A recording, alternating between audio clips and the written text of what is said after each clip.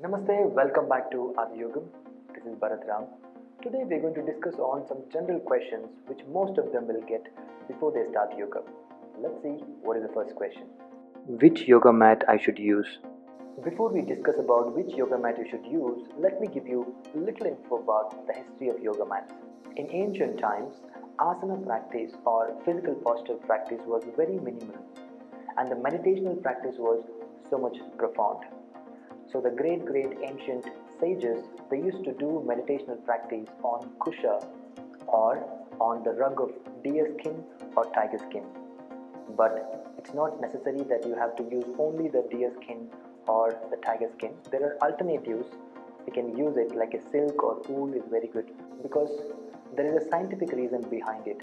It controls the electromagnetic force which will pull the energy down. For now, we are not into that meditational stage, but we have to first prepare our body. Our focus is on asana practice. So for that reason, we just need yoga mat. We don't need tiger skin or deer skin now. Alright?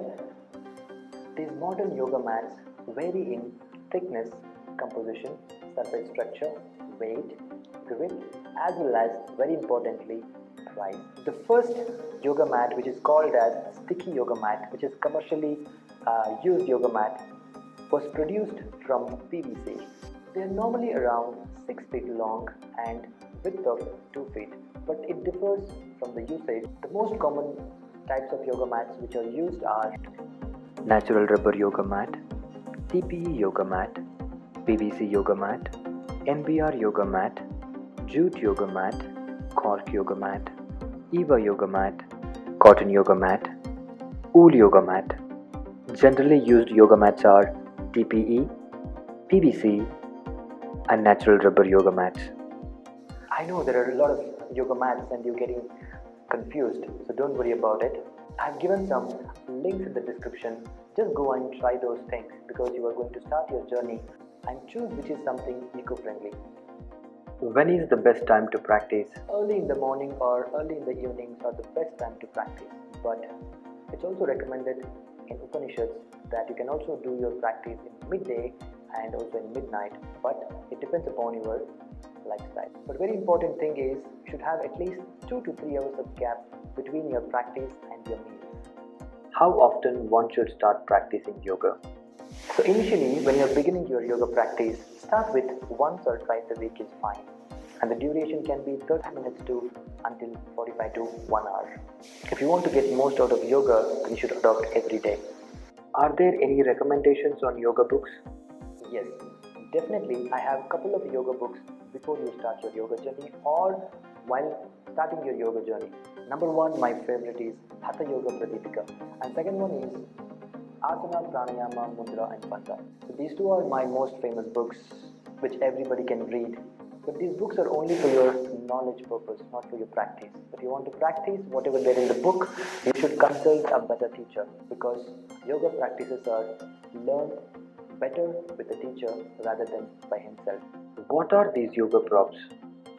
Yoga props are nothing but yoga accessories which you use when you practice. Like say for example your yoga mat is also a prop, yoga strap or yoga belt, yoga bricks or yoga block. There are so many yoga props which can be used. B.K. Iyengar is widely known for his influence on use of modern yoga.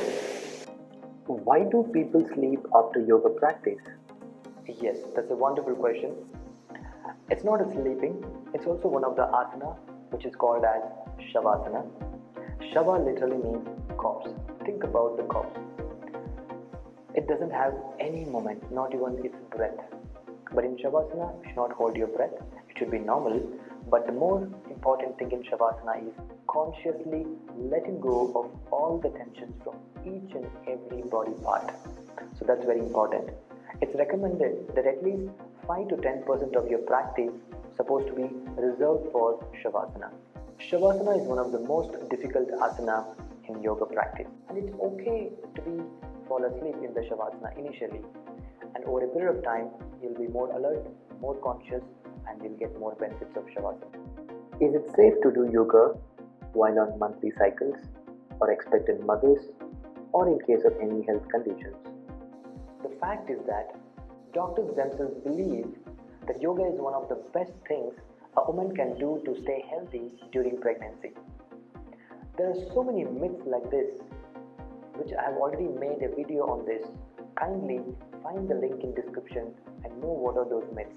Thank you so much for giving your time and watching this video. If you think this video is helpful, give me a thumbs up and then share with your friends. If you are new to our channel, I think you should subscribe to our channel because there are so many videos are on the way. Until then, stay tuned. Namaste. Stay safe.